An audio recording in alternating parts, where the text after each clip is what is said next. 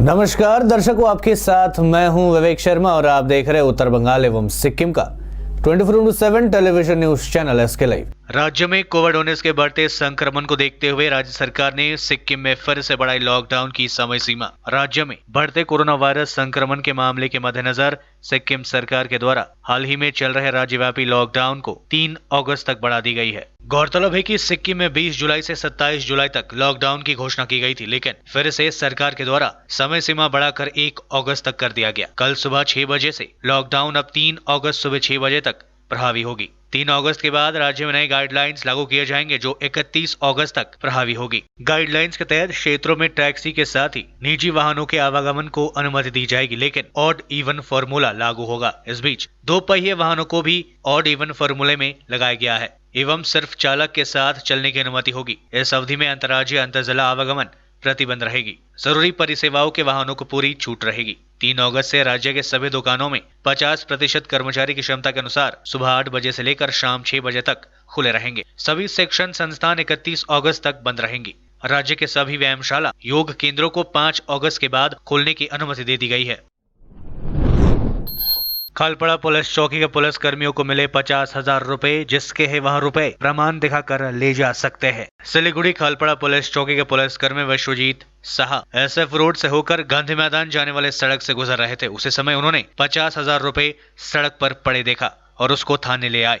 इसकी जानकारी खालपड़ा थाने के OC संदीप दत्ता को दी गई। उन्होंने इस संबंध में मीडिया को विशेष जानकारी दी है और कहा है कि जिस किसी व्यक्ति का भी यहाँ रुपए है वह सही प्रमाण देकर वापस ले जा सकते हैं। इस संबंध में विश्वजीत साहा ने कहा कि लॉकडाउन का समय चल रहा है, ऐसे में लोगों की पैसे की सख्त जरूरत है। किसी का रुपए गलती से गिर गया होगा, अगर सही प्रमाण देते हैं तो उसको उसका रुपए वापस कर दिए जाएंगे। ওটার দোকানের সামনে ওনার শাটার বন্ধ ছিল, ওখানটায় আমি গিয়েছিলাম আমার টিভির কাজের ব্যাপারেই। তখন ওখানটায় আমি বড়বাবুকে জানানোর পর আমি গুনলাম, এখানে এসে দেখলাম যে 50,000 টাকা আছে। টাকাটা আমি প্রথমে আমার বড়বাবু খালপাড়া বড়বাবুকে আমি জানালাম ব্যাপারটা। তো উনি বললেন যে টাকাটা এখন লকডাউনের টাইম, তারপর হচ্ছে অনেক গরিব মানুষের অনেক ক্ষতি হতে পারে, বা উনি এই টাকাটার জন্য হয়তো অনেক জায়গায় খুঁজে বেড়াচ্ছেন। 100 টাকা হারালে পরে মানুষের যা পরিস্থিতি হয়, এখানে একটা 50,000 টাকা ওনার একটা জীবনের ব্যাপার আছে। তো বড়বাবু বললো এটা আমরা একটা কাজ করি, আমাদের সাহেবদেরকে জানিয়ে যেটা সাহেবরা বলবেন সেভাবে করে আমরা তারপর এটা সেই ব্যক্তির সঠিক প্রমাণ দিয়ে যাতে নিয়ে যেতে পারে, তাহলে তিনি উপকৃত হবেন। না, এই টাকাটা নেওয়াটা ঠিক নয়, এটা যার প্রাপ্য তাকে বুঝিয়ে দেওয়াটা আমাদের মনে হয়েছে, আমারও মনে হয়েছে। কারণ এই পিরিয়ডের সময় মানুষ খেতে পারছে না, মানুষ চলাফেরা করতে পারছে না, ফ্যামিলি নিয়ে প্রচণ্ড দুশ্চিন্তায় আছেন তারা। এই পিরিয়ডে এইটাই সঠিক সিদ্ধান্ত। আমার প্রায় এই চাকরি হয়ে গেল 22 বছর। এইটা করে আমার মনে খুবই আনন্দিত হয়েছে, আমি খুবই আনন্দিত। আর আমার বড়বাবু সবথেকে বড় যে রাস্তাটা দেখিয়েছে, সবথেকে ভালো রাস্তা দেখিয়েছে এটা। 1 किलो मादक पदार्थ के साथ तस्कर गिरफ्तार। भक्तिनगर थाने की पुलिस ने खुफिया जानकारी के आधार पर अभियान चलाकर कल रात वेगा सर्कल के पास एक व्यक्ति को मादक पदार्थ के साथ गिरफ्तार किया।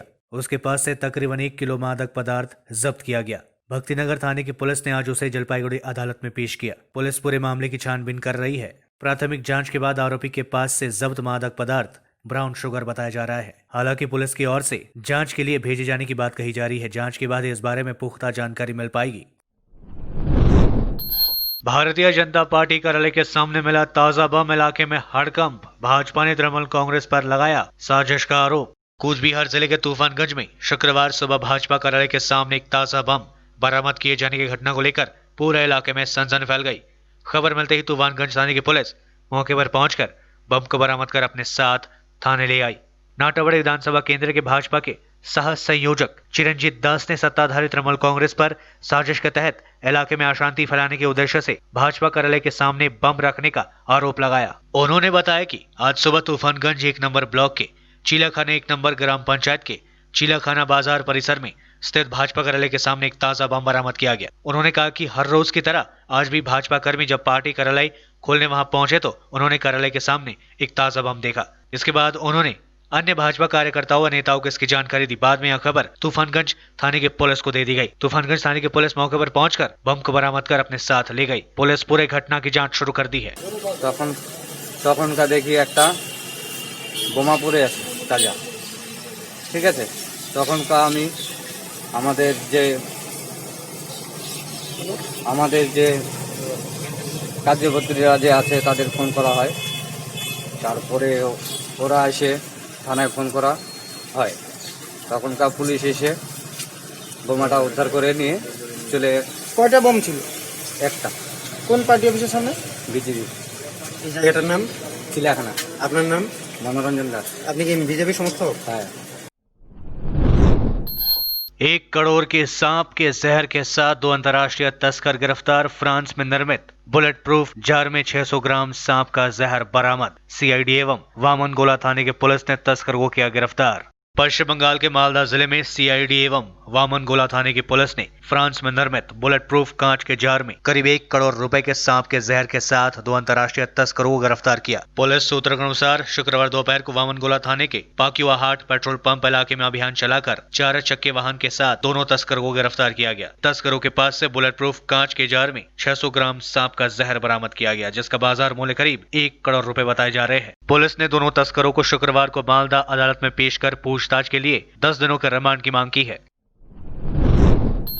मुंशी प्रेमचंद की 140वीं जयंती पर Amravati Lions citizen public school के द्वारा तकनीकी संचार के द्वारा कार्यक्रम आयोजित। साहित्य के द्वारा समाज में प्रेम और भाईचारे का संदेश देने वाले कलम के अद्भुत सिपाही महान उपन्यासकार मुंशी प्रेमचंद जी की 140वीं जयंती पर Amravati Lions citizen public school के द्वारा तकनीकी संचार के माध्यम से कार्यक्रम आयोजित की गई। इस कार्यक्रम में विद्यालय के प्रधान आचार्य मैत्री नाग, विद्यालय के कोऑर्डिनेटर यंजना रॉय तथा विद्यालय के वरिष्ठ शिक्षक शिक्षिकाओं की उपस्थिति रही थी। उक्त कार्यक्रम का संचालन विद्यालय के हिंदी शिक्षक अमित कुमार मिश्रा ने किया। उक्त कार्यक्रम में विद्यार्थियों की भी उपस्थिति रही थी। विद्यार्थियों ने ऑनलाइन के माध्यम से नाटक का मंचन भी किया। कार्यक्रम में मुंशी प्रेमचंद जी की कहानियां भी दिखाई गई तथा कार्यक्रम कक्षा स्तर पर मनाई गई। विद्यार्थियों ने हर्ष उल्लास के साथ कार्यक्रम में भाग लिया था। अलीपुरद्वार में कोरोना वायरस का एक नया मामला। अलीपुरद्वार जिले के कालचीनी ब्लॉक में एक बार फिर कोरोना का नया मामला सामने आया है। कालचीनी ब्लॉक प्रशासन सूत्रों के अनुसार कालचीनी ब्लॉक के हासेमरा इलाके में एक व्यक्ति कोरोना पॉजिटिव पाया गया है। स्वास्थ्य विभाग की ओर से कोरोना संक्रमित इस व्यक्ति को कोविड अस्पताल में भर्ती करा लिया गया है। गौरतलब है कि पिछले कुछ दिनों से कालचीनी ब्लॉक के विभिन्न इलाकों में कोरोना के मामले लगातार बढ़ रहे हैं। कोरोना के बढ़ते मामलों से कालचीनी ब्लॉक के लोग काफी आतंकित है। वहीं स्वास्थ्य विभाग भी चिंतित दिख रही है। लेते छोटा सा ब्रेक, फिर मिलेंगे ब्रेक के बाद। अपने सपनों को संजोने के लिए ओम डेवलपर्स लेके आए हैं Shri Shyam farm house villa, जिसकी पहले फेज के सभी प्लॉट्स बिक चुकी हैं और दूसरे फेज की बुकिंग और रजिस्ट्रेशन है चालू।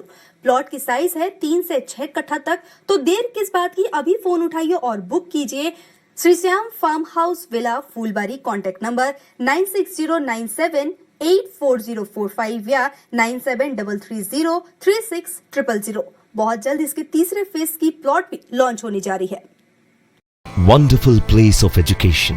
ICFI University, Sikkim. Committed and dedicated faculty, career-oriented programs, comprehensive mode of learning, vibrant campus life, extracurricular and co-curricular activities, cultural programs will give you wings to your creative thoughts. Enter with aspiration, get educated with inspiration, acquire a wonderful career with perfection. ICFI University, Sikkim. कक्षा 10वीं और 12वीं के बच्चों के लिए है सुनहरा मौका। 10वीं के बच्चों के लिए है पैरामेडिकल कोर्स और 12वीं के लिए है मेडिकल कोर्स। किफायती फीस व बैंक की सुविधा के साथ विभिन्न डिग्री डिप्लोमा है उपलब्ध। सभी स्ट्रीम के बच्चों के लिए खुली है state nursing council and Rajiv Gandhi university and health science and paramedical board, government of Karnataka से मान्यता प्राप्त अदन paramedical and nursing college. Contact number 8016235569, Champasari, Siliguri. आज जहाँ कोरोना से सभी है परेशान, हम लाए हैं कमाने का तरीका आसान। 21वीं सदी में महिलाएं आत्मनिर्भर होकर स्वाभिमान के साथ जीना चाहती है। अगर आप एक गृहिणी हैं और घर से ही मुनाफे वाला व्यवसाय करने का सोच रहे हैं, तो आपके लिए सुनहरा मौका लाए हैं टपरवेयर के सिलीगुड़ी स्थित पूरे नॉर्थ बंगाल के डिस्ट्रीब्यूटर नारायणी पार्टी सेल्स। तो सोचिए नहीं, स्क्रीन में दिए गए नंबर में संपर्क कीजिए और विस्तृत जानकारी लीजिए। घर बैठे पैसे कमाए, आज ही फ्री मेंबरशिप लीजिए, अपने सपनों को पूरा कीजिए। मुश्किल की इस घड़ी में आपका साथ ही सिर्फ टपरवेयर के लिए एसके लाइव ही बेस्ट ऑप्शन है। एसके लाइव का इस क्षेत्र में 24 घंटा टेलीविजन, एंड्रॉइड ऐप और वेबसाइट पर प्रसारण होता है। सोशल मीडिया पर भी हम उपलब्ध हैं। हमारी व्यूवरशिप 9 लाख से अधिक है। सिक्किम, हैथवे और NXT डिजिटल पर, दार्जिलिंग और कालिम्पोंग में दोनों हैथवे और CCN सेटअप बॉक्स पर, कलामपुर से लेके मैनागुड़ी हैथवे पर, सिटी केबल पर सिलीगुड़ी और आसपास, नक्सलबाड़ी से पानी टंकी तक NXT डिजिटल में। तो सोचिए नहीं, कॉल करें 7908554308। ब्रेक के बाद आपका फिर से स्वागत है, बढ़ते हैं खबरों की तरफ। मोटरसाइकिल की डिक्की तोड़कर लाखों रुपए की चोरी। दिन दहाड़े इस घटना से इलाके में हड़कंप। चाय बागान श्रमिकों की मजदूरी के लिए निकाले गए थे पैसे। उत्तर दिनाजपुर जिले के इस्लामपुर में दिन दहाड़े मोटरसाइकिल का डिक्की तोड़कर उसमें से लाखों रुपए चुराने का सनसनीखेज मामला सामने आया है। शुक्रवार दोपहर को इस्लामपुर बाजार में इस घटना के बाद पूरे इलाके में हड़कंप मच गया है। बताया जाता है कि एक युवक बैंक ऑफ इंडिया की इस्लामपुर शाखा से पैसा निकालकर रास्ते में किसी काम से HDFC बैंक के सामने रुका। बाद में मोटरसाइकिल से उतरकर दुकान जाने लगा। इस दौरान उसने पीछे मुड़कर देखा। कुछ ही क्षणों में उसकी मोटरसाइकिल की डिक्की तोड़कर उसमें रखे लाखों रुपए चुरा लिए गए। बाद में युवक ने इस बारे में इस्लामपुर पुलिस को खबर दी। अगदीमती ग्राम पंचायत के बेनिया इलाके का रहने वाला सब्बीर आलम नामक इस युवक ने बताया कि उसके पास 4,40,000 रुपए थे। चाय बागान श्रमिकों को मजदूरी देने के लिए उसने ये बैंक से पैसे उठाए थे। बैंक से पैसे निकालकर मोटरसाइकिल की डिक्की में पैसे रखकर वहां बागान जा रहा था। उसने बताया कि बैंक से निकलने के साथ ही कोई उसका पीछा कर रहा था। मौका देखते ही उसने घटना को अंजाम दिया। इस्लामपुर थाने की पुलिस घटना की जांच शुरू कर दी है। ঘটনা বলতে ব্যাংক অফ ইন্ডিয়া আসলাম, দাঁড়াইনি ডাইরেক্ট এখানে সামনে গাড়ি দাঁড়ালাম। এই চার দোকানের সামনে HDFC ব্যাংকের সামনে দাঁড়ালাম। তারপর সামনে একটু ভিতরে গেলাম, ভিতরে যাইনি, পিছনে দাঁড়িয়েছিলাম। পিছনে হচ্ছে ডিকিটা খোলা আছে আমার। হ্যাঁ, পালিয়ে গেছি। দুজন আসলে মোটরসাইকেল দুজন সামনের দিকে আর পিছনে গিয়ে সাব্বির আলম। কোথায় বাড়ি? বানিয়ে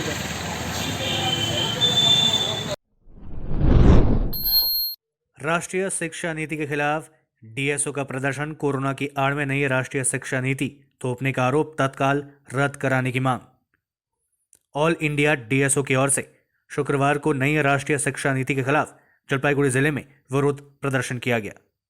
संगठन की ओर से आज शहर के कदमतला मोड़ इलाके में सामाजिक दूरी का पालन करते हुए केंद्र सरकार की ओर से हाल ही में लागू की गई राष्ट्रीय शिक्षा नीति को अनुपयोगी करार देते हुए इसके खिलाफ जमकर नारेबाजी की गई।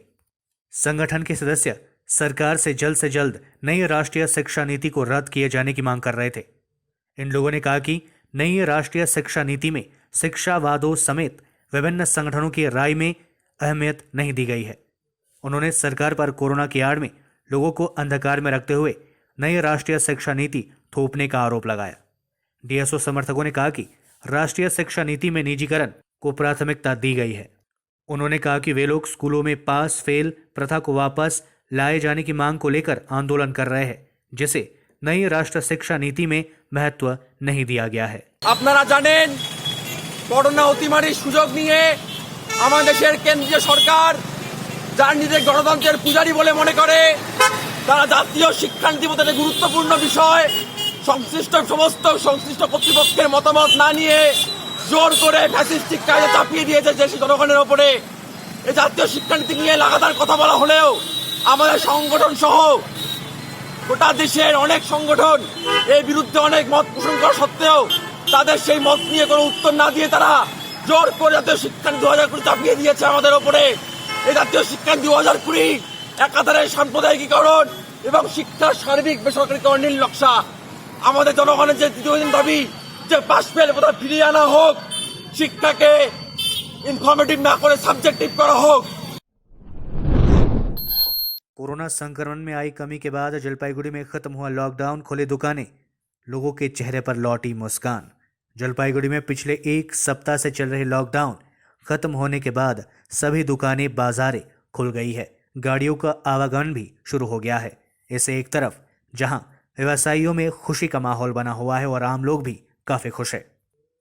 इस संबंध में जलपाईगुड़ी नगर पालिका के प्रशासक मंडली के चेयरपर्सन पापिया पाल ने बताया कि सभी व्यावसायिक संगठनों, पुलिस व जिला प्रशासन और आम लोगों से बात करने के बाद लॉकडाउन तत्काल खत्म करने का फैसला लिया गया। उन्होंने बताया कि अभी दुकानें को खोलने के लिए कोई समय घोषित नहीं किया गया है, लेकिन इस संबंध में आने वाले समय में व्यवसायियों से बात करके दुकानों के लिए समय निर्धारित किया जाएगा। उन्होंने यह भी बताया कि लॉकडाउन से जलपाईगुड़ी जिले में कोरोना को नियंत्रण करने में काफी मदद मिली है और यही कारण है कि लॉकडाउन में ढील दी गई है। उन्होंने कहा कि सभी लोग अगर नियमों का पालन करते हैं और कोरोना संक्रमण नहीं बढ़ता है तो आने वाले समय में और भी छूट मिल सकती है। আজকে খুলছে অনেকদিন পর লকডাউন, তাতে আমাদের মতো ব্যবসায়ীদের সুবিধা হয়েছে। কারণ হচ্ছে এতদিন বন্ধ থাকলে পরে আমাদের তো দোকান টোকান বন্ধ, কতদিন ঘরে বসে থাকবো, ঘরে বসাও শেষ হয়ে যাচ্ছে, পুঁজি শেষ। এরকমভাবে যদি চলে খোলা কন্টিনিউ, তাহলে আর কোনো জায়গায় মনে হয় না খুব একটা ভিড় হ্রাস হবে। আর যেই বন্ধটা করছিল সেটা ওই সকাল 11টা পর্যন্ত বা 12টা পর্যন্ত বাজার, তাতে বাজারে তো টোটাল লোক হুমড়ি পড়ে। তো সেই বন্ধের অ্যাকচুয়ালি কোনো মানে তাতে কোনো বোধহয় লাভ হয় না। আর যদি বন্ধ একদম বন্ধ করতে হয় তাহলে পরে ফুল বন্ধ 5 দিন 7 দিন 10 দিনের জন্য টোটাল বাজার ঘাট সব সবজি টবজি। আর তাতে আমাদের কষ্ট হবে ঠিকই, তবুও এই মহামারীর জন্য আমরা সেটাকেও স্যাক্রিফাইস করব। वन विभाग की ओर से जलपाईगुड़ी के डेंगुआझार चाय बागान में श्रमिकों के बीच किया गया पौधों का वितरण।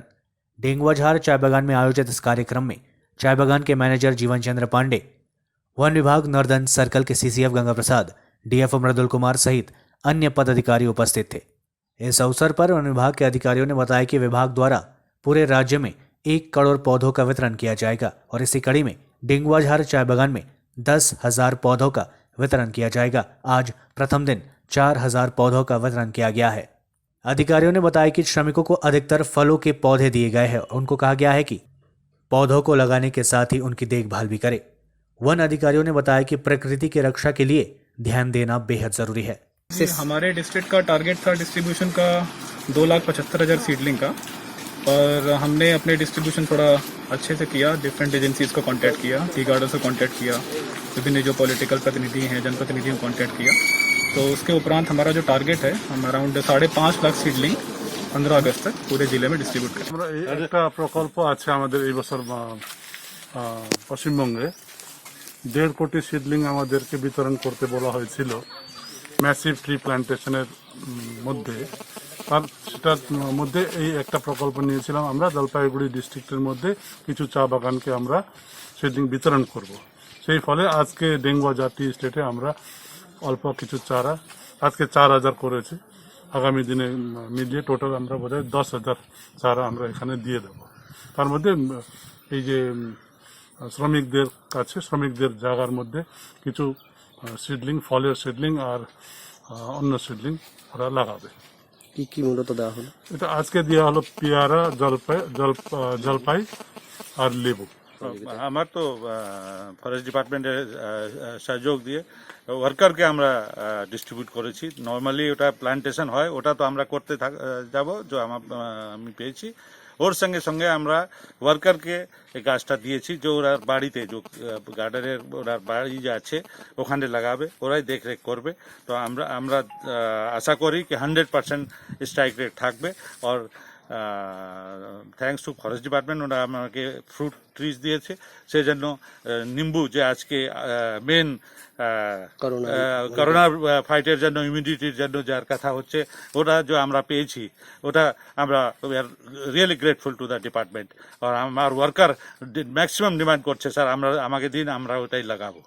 পেয়ারা আছে, এক হেলদি ফ্রুট আছে যে ভিটামিন এ আর ডাইজেস্টিভের জন্য খুব ভালো, ওটাও খুব ভালো হবে। সো আমরা নিশ্চয়ই এটা একটু সাকসেসফুল কার্যক্রম হবে, যে ভ্যালুয়েবল প্লান্টস আমরা পেয়েছি, ওর সার্ভাইভাল 100% আমরা নিশ্চিত করবো।